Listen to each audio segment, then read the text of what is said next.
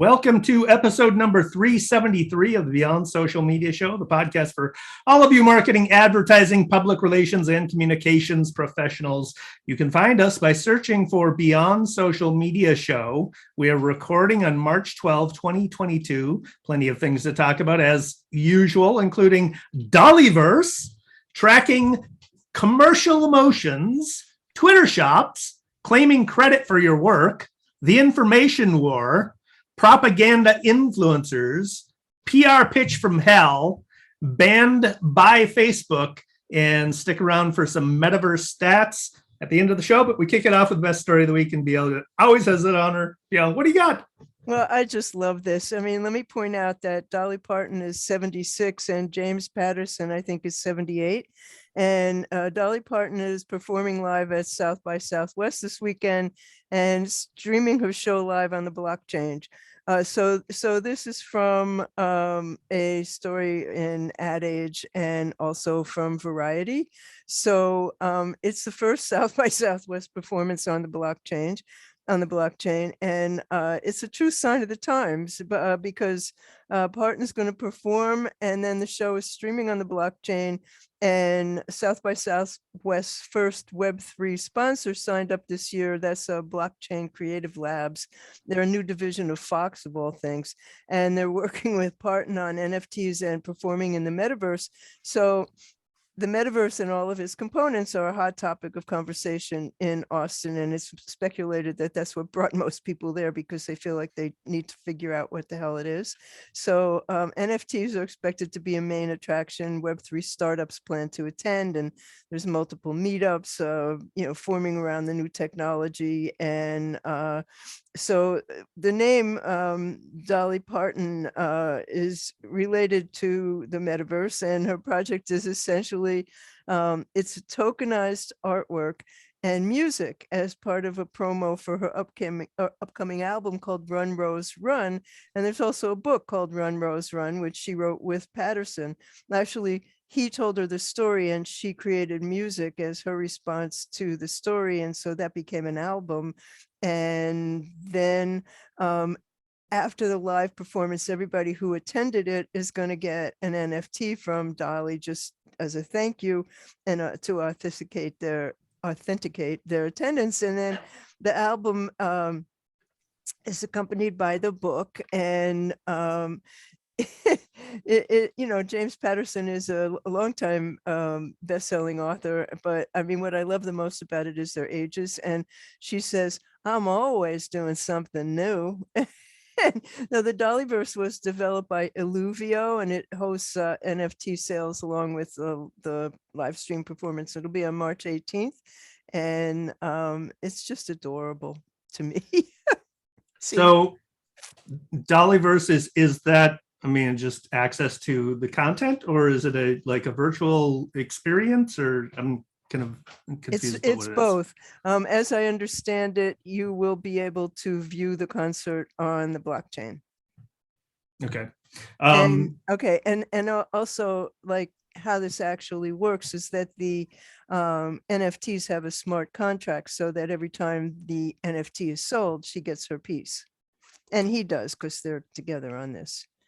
I love the collaboration. Isn't that great? That's awesome. Yeah, they're adorable. Yep. I put a video in the show notes. It's just adorable. Speaking of, this maybe is adorable.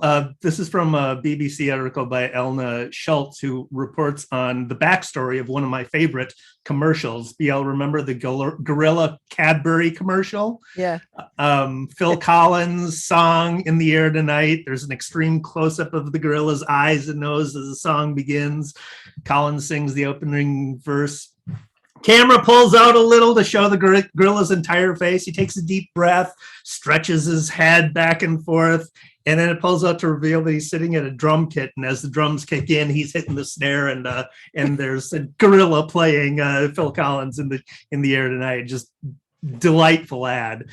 So I didn't know this, but this story tells the backstory of that ad. In 2007, Kerry Collins, who is a senior figure at Cadbury's in-house marketing team was working on that campaign, but apparently the ad was at risk of never seeing the light of day because market research suggested it would not do well with consumers. And so typically what they ask is, do you like the ad? And when you ask somebody, do you like the ad, their analytical brain kicks in and they start thinking about whether or not this is an effective ad, right? So it's the wrong question to ask people. I don't know whether they asked this in this initial market research, but I wouldn't be surprised if they did. So anyway, she was convinced the ad would do well. They went to an ad testing company called System One for a second opinion. And they do not ask participants, System One does not ask participants whether they like a particular ad. They ask at least 150 people to record their emotional responses to it. And so the system asks testers to reveal their emotional response as the ad is playing by clicking on a relevant graphic of a human head that is expressing an emotion. Each of the heads show a different emotion. There's contempt, surprise, anger, disgust, fear, happiness, sad, and neutral. So you just click on, as you're feeling these emotions and you're watching the ad, you click on these heads to express what you're feeling based on those categories. The article cites a psychologist, Stuart Duff, who says that if brands want to reach customers, hope is the emotion they should be targeting. The quote by the psychologist says, emotions are critical to our memory. We do not remember factual or bland information easily, but something that is moving or uncomfortable will be committed to memory with ease. What are the three most powerful emotions? I would suggest that fear, guilt, and hope. Hope is associated with feelings of joy and relief and offers a way out from fear and guilt. It is hope that will move us forward and trigger feelings of trust in the product. And then it cites Kantar, a research firm that is working on analytics, and they use a system where a person's emotional response is based on showing them an advertisement, but having a webcam that does face mapping. So it maps the reactions on your face to track your emotions. So anyway, fantastic backstory and a lesson that you really need to think about emotions when you're trying to communicate a message, whether it's through a commercial or through public relations or online media or whatever. People make decisions based on emotions. So harnessing those is an important aspect of marketing. I'm trying to remember the quote. People will remember how you made them feel. I don't remember the beginning of it, but that's clearly, it's not what you said, it's how you made people feel. Yeah. So Twitter is experiencing quite a lot of expansion and adding new features all the time and hoping to get another 10 million, I think, or 100 million subscribers, participants in the next year. So on Wednesday, they launched a beta experiment for Twitter shopping. And it's called Twitter Shops. And merchants can handpick a collection of up to 50 products, showcase it to shoppers on Twitter. The feature's free to use, and it gives people the chance to view the products from the profile of the company, and then when you discover the products on your timeline, you go directly to the merchant site where you can buy them. So this is from Twitter's blog from Justin Huang and David Lee Chu. And so you see view shop button just above their tweets. And when you tap on that button, it opens the merchant shop, and then you can scroll through all the items. When you're ready to purchase, you click on the product and it opens an in-app browser where you learn more about the product, and then you can check out on the merchant site. So it's a fully immersive space to highlight a whole catalog of products. So it's available to only big companies right now. The companies include Verizon, Arden Cove, Latinx Power, Gay Pride App, All Dolls, Cook USA. But for the people in the US who use Twitter in English on iPhones, you can now view and interact with those shops, and which is, just brilliant in my opinion.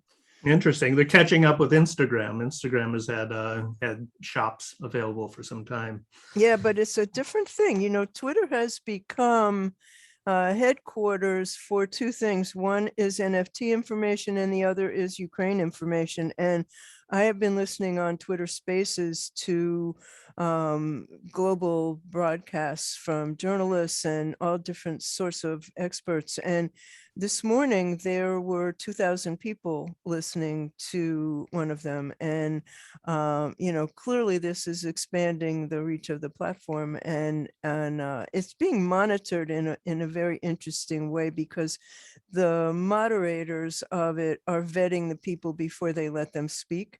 And, that doesn't happen on every platform. So Yep. I'm pretty tuned into that most of the day.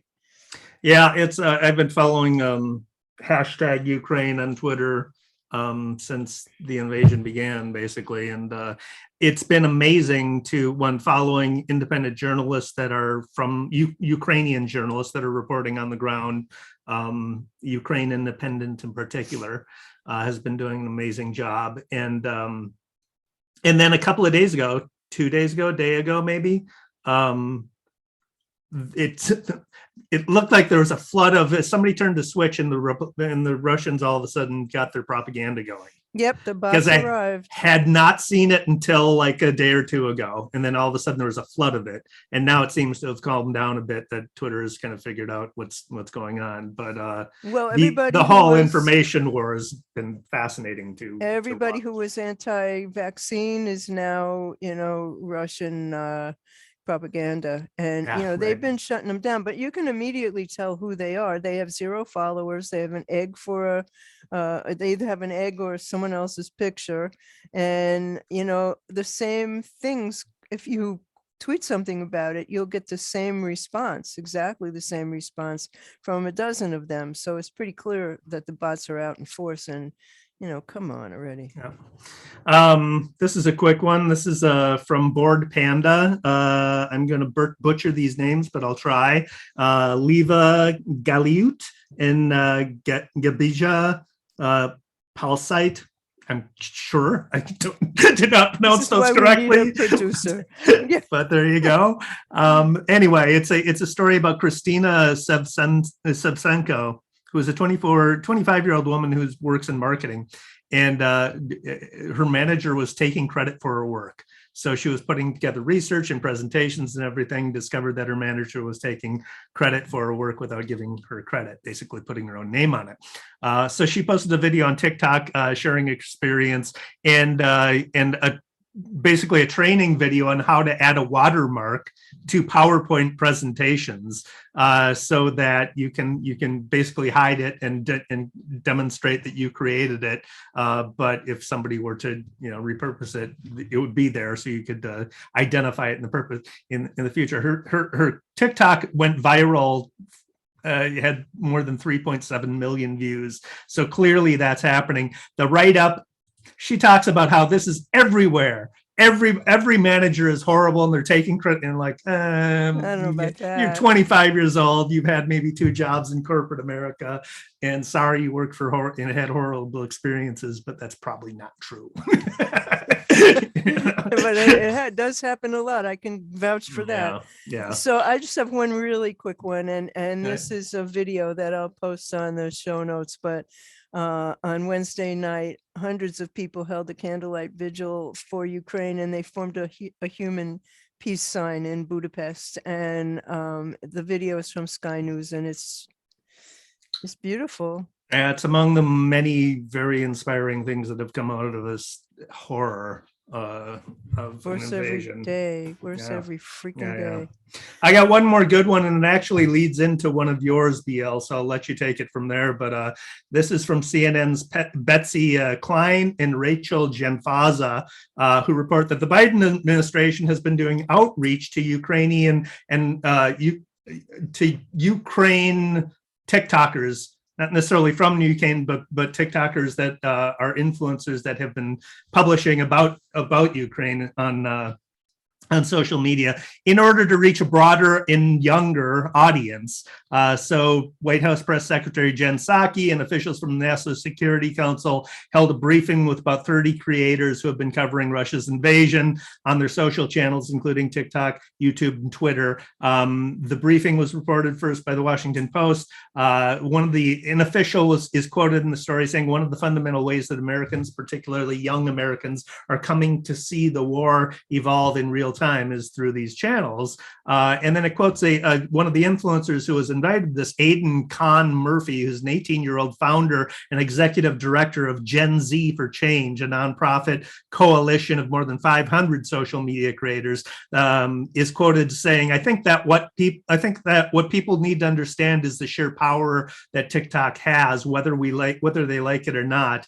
Misinformation and disinformation run rampant on social media. And so I think it was absolutely right choice of the White House to equip the people who are providing this information on social media with the best possible information, possible. So, I mean, smart move. It particularly young people in the United States get a lot of their traffic, their news from social channels. So good. It's an information war as much as a real war. Well, that brings us to bad news, right?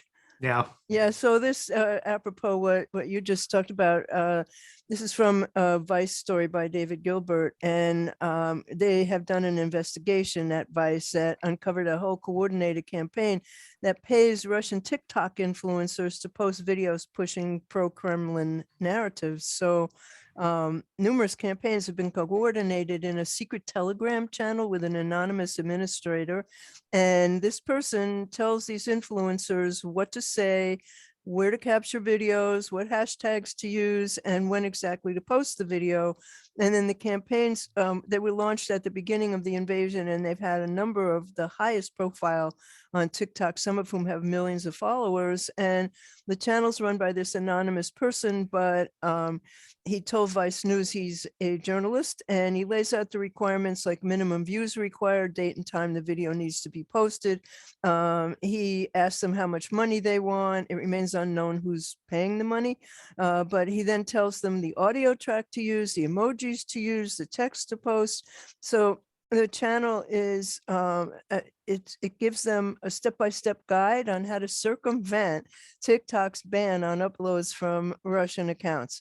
And one of these campaigns was spotted first by a Ukrainian photographer named Kristina Maganova, and she documented in a video on her Instagram channel, and had a series of these influencers all reading the same script. And the script attempts to excuse the war by promoting the falsehood that Ukraine perpetrated a genocide against Russians over the last 8 years. So that aligns with narratives being pushed by the Kremlin and Kyiv about that Kyiv was carrying out genocide, and Putin used that as justification for the invasion. So I have a link to a video. A lot of these were taken down, but there was a tweet on Twitter that demonstrates exactly these people reading the exact same thing in the exact same way. And what happened as a result is that some other TikTok people are making fun of these people for what they're doing. So, you know, I mean, it's a war in every way. Yeah, I mean, part of this is that we become inoculated. We come to understand how this works, and so because Putin and Russia have been attacking us for the past 8 years or more with disinformation and everything, we've kind of learned how to identify it. But that's for the people who are news junkies, the people who pay attention to this stuff day in, day out. Which is not most people. Yeah, that's the right. problem, you know. That's us, but that's not most people. So do you have another one? I have one bad one. This is another in our list of PR pitches from hell. You know that I publish a Minnesota Vikings chat blog covering Minnesota Vikings. I also have a Twitter account for that. So this is somebody pitching me in that regard. Dear David, hi David. When you think of post-game interviews, cliches like "I'm going to Disneyland," "we gave it our all" come to mind. And while professional athletes are typically stereotyped as meatheads, many players and coaches actually speak quite eloquently, boasting massive vocabularies. This is for a website or a tool or an app called Word Tips, which is intended to analyze. You put in letters that you want to find out words that have those letters, and it's for the games like Wordle and stuff. So people are using it. It's a pitch for that. But what they're pitching is, and here's the killer line, and Vikings quarterback Kirk Cousins has the biggest vocabulary of any NFL player. So that's the pitch to me as a Vikings blogger. And there's some things wrong with this pitch. I mean, there's some things.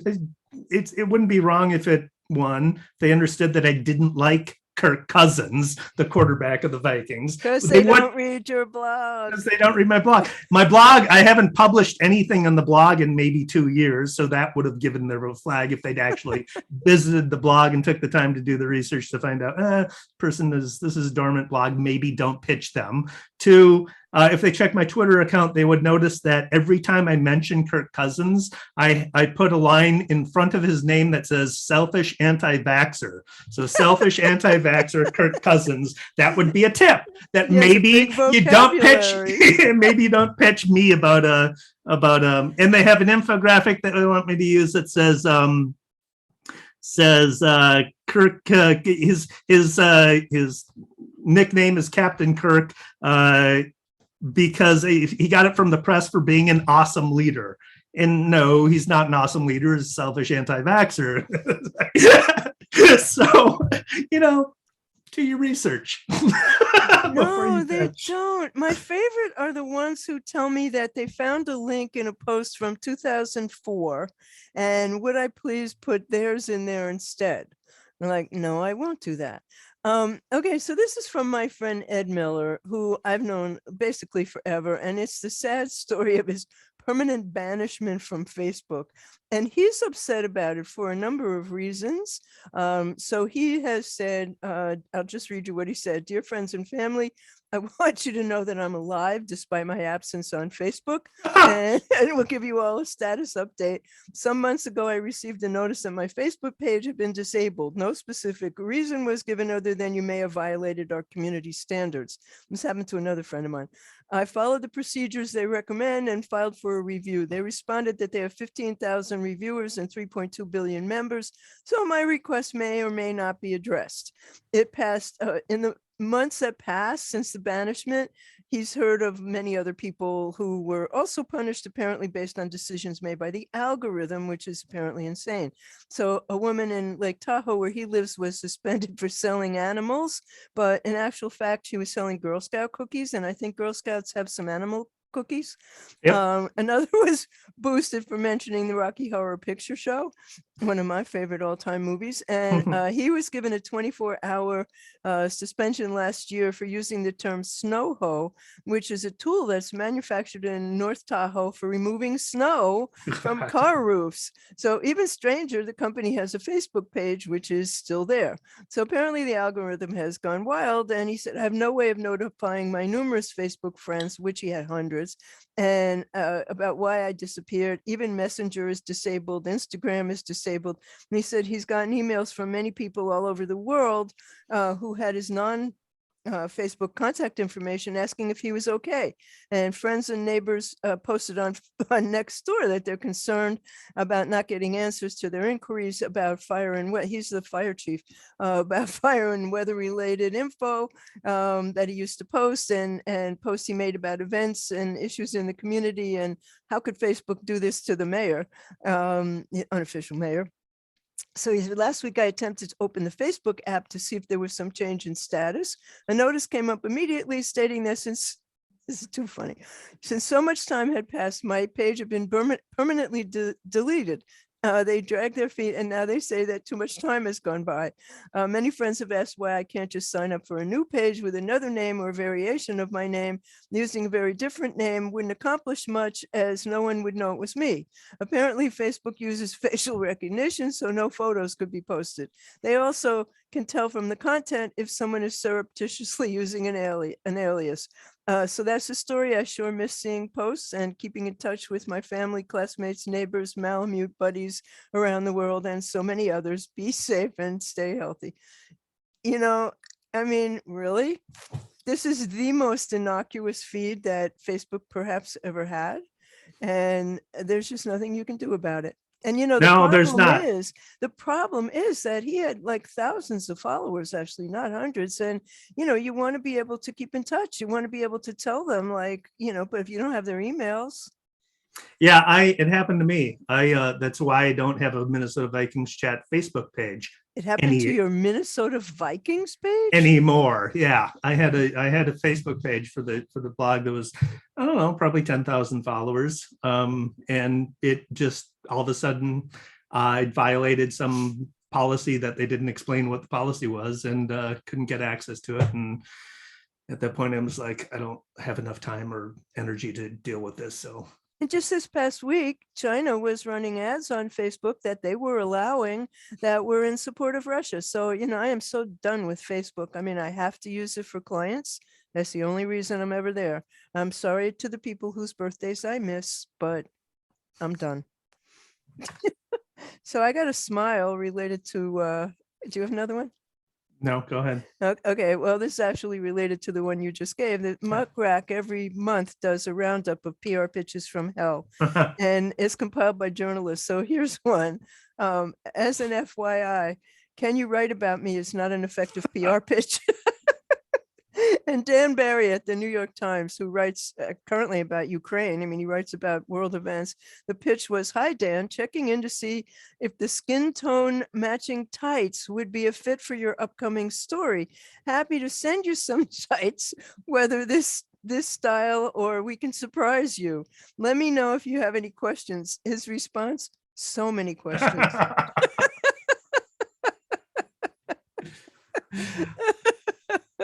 And so they probably followed that up with, well, what questions can I answer for you? Exactly. And I got one this week. Myself and the team would, you know, when I stopped reading, myself and the team. Yeah, yes, you illiterate idiot. Okay. Does that bring us to shiny new stuff? It does. What do you got? I got a couple. Local is a Chrome extension. I like this so much. It shows you where you get Amazon products locally, so you don't have to do shipping, and you can reduce your carbon footprint, and you don't have to buy it from Amazon. So you might save the Amazon membership costs. So that's worth having. This is for anybody who's interested in climate change and people's opinions thereof. The Yale Climate Opinion Map. It's based on a national survey of 28,000 people that was gathered between 2008 and 2021. And it shows how Americans climate change beliefs, their risk perceptions, and policy support, and how they vary by state, congressional district, metro areas, and county levels. It is based on congressional district data from the 116th Congress. We're in the middle of redistricting, so that likely is going to change, or that is going to change. But anyway, some of the questions they ask under beliefs: Do you believe global warming is happening? Do you believe it's caused by human activities? Do you think it's affecting the weather? Under risk perceptions, worried about global warming? Will it harm future generations? Will it harm you personally? And then policy support, whether they support funding research for renewables, setting CO2 limits, should the school teach about global warming? A bunch of other questions. But if you're doing anything with renewables or alternative energy, this is really an interesting tool to find out what people believe with regard to climate change in very specific geographic areas. That sounds really fascinating. There's an app that pardon me, it's called Nuro app, and it's an app for better brain performance, and athletes use it for stress reduction and peak performance. And I've actually done something literally in an office where they put all these things on your head, and you used your brain to put yourself in I forget, I think it was a beta state. And it over time, it helps a number of things. So this is called neuroscene.com, and it has all these exercises, and you do them over time, like breathing exercises, and, remember man, woman, camera. But it's a fascinating app, so it's worth a look. And do you have another one? I don't. So the other thing is it's not actually an app, but it's everything Apple announced this at their event this week. So I have a link to it. Cool. Even you have a project. I do, yeah. We just finished designing, developing, and launching a new website. This is for the Des Moines Valley Health and Human Services. It is a local human services agency that covers Cottonwood, Knowles, and Jackson counties in Minnesota. That's southwestern Minnesota, near the Iowa border. It is part of a statewide health improvement partnership with the state. So it's designed to help communities access information and programs to make them more healthy, literally. Programs include healthy eating, active living, so getting people out and exercising, and equitable healthcare, childcare, school wellness, worksite wellness, tobacco prevention. We did the website design development, created the teaser video for it, and we'll put a link to it in the show notes. That is an admirable accomplishment. Always fun to work on. Congratulations on Thanks. that. Yeah. So I have a pro tip, and AdAge has a weekly Metaverse marketing newsletter that's a rundown on how brands and marketers are playing in the Metaverse, whatever the hell it is, and how virtual worlds are transforming the advertising marketplace. And I don't know. But anyway, you got to read it. All right. All right. I get a pro tip here too. This is based on, I came across an article by Kai Wang on UX design about doing personas for usability for websites. And the point he makes is be sure to include emotional insights into your personas as you're creating them. Starts out the article by saying, how do you think our users would feel after they've been told they have cancer?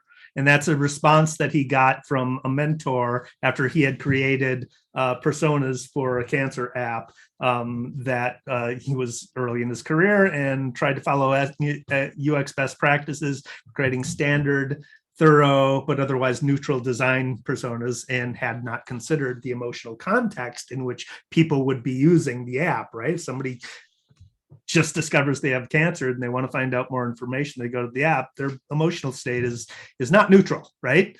So considering that context is important when you're creating personas. But it got me thinking too, because I'm in the process of developing personas for a project that if you're going to create personas, you should also not start at the beginning, start at the point at which they reach your website or your app. You need to start before then. So going through the entire customer journey, starting at the awareness phase, the consideration, decision, loyalty, advocacy, etc., the emotional states are going to be different during each phase of that journey until they get to your website and they convert. So consider that when you're building out your personas, is how do they get to your website and the emotions they have during that period. But also then the emotion of that emotion research can help inform your messaging as well. So it's something that you could include in your copy of your ads or whatever messaging you're putting out there. So yeah, that's a really super important part. And in many of the platforms online, they measure sentiment, and I always ask the same question. Like if I say, we fucking love you guys, What sentiment is that? You know, you really have to look on a much more granular level to how people react and how they feel, and feelings get left out a lot. Yeah. So let's wrap this up. Metaverse. This is from JP Morgan report. Every year, $54 billion is spent on virtual goods, almost double the amount spent buying music. That does not surprise me at all, given that it is a huge part of the video game economy. It is a huge part of the gaming app economy, is buying. I mean, I never really understood it, why you wanted to like buy a shirt to look better in your virtual game, but there you go, people do. But then another interesting part of this report is virtual real estate. You will remember back in the day when Second Life launched, that people were building a lot of virtual real estate in Second Life. Well, they're doing it now too in more advanced and sophisticated virtual platforms. The average price of a parcel of land doubled in a 6-month window in 2021. It jumped from 6,000 in June to 12,000 by December across the 4 main Web 3.0 metaverses. Partly the growth has been because brands have been buying up spaces so they can create virtual stores and other experiences. In June 2021, one land package in Decentraland was sold for $913,000, with the developer Everyrealm turning it into an entire shopping district, Metajuku, inspired by Japan's Harajuku shopping district. So it's a real thing. BL and I have very strong differences of opinions about aspects of the metaverse, but you know, I'm not blind to see where this is going. And you know, Second Life, and then you know, like Minecraft, the blockiness of Minecraft, I can't get over that. But they're real things, and as the technology improves, I can kind of consider it the way that virtual reality started with line drawings and has turned into this immersive experience. It's kind of the same thing. The technology gets better and better as it gets easier to use and more realistic, and you know, people are going to adopt it. But it's still largely focused on gaming. It is very largely focused on gaming, and the people who are going to adopt it are definitely gamers. And brands are also paying enormous sums of money for names that they can use, and they're patenting, you know, things that they plan to do there. And, you know, brands have FOMO. That's what they have. I do. Yeah, and I think that's kind of that's exactly the point, is the FOMO thing. I think it's early, and I think we will see that there'll be shakeouts. It's like Clubhouse is not the big thing anymore, right? I mean, it was taken over by Twitter Spaces and other platforms that have more staying power. Same will probably happen with some of these metaverse platforms. So, you know, kind of buyer beware in a way. But remember, in Second Life, there were all these stores, and then you'd go there and nobody be there. You couldn't interact with them. But all I was ever able to really achieve, besides dressing myself and changing my hair and my, you know, all that, was flying around. I could never seem to land anywhere. So hopefully the metaverse will be easier to navigate.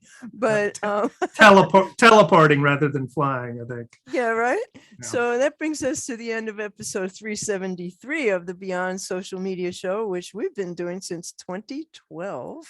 And so you find us by searching the Beyond Social Media Show, and links to everything we talked about today and images and videos will be at beyondsocialmediashow.com/373. I am here with the always charming David Erickson. On Twitter, he's D Erickson. On Instagram, he's DE Erickson. On YouTube, he is eStrategy, and he blogs at e-strategyblog.com, which you should immediately subscribe to because it's always great. I'm BL Achman. I'm What's Next on Twitter. I blog occasionally at What's Next blog. I'm on YouTube, What's Next blog, at a website at blachman.com. And the Beyond Social Media Show, our blog is beyondsocialmediashow.com. And please follow us on Twitter at BS Media Show. You can listen to the podcast anywhere you get your podcasts, and you can also tell your smart speaker, play Beyond Social Media Show, and it will do that. And we'll be back in 2 weeks. Thanks for watching. Thanks for watching.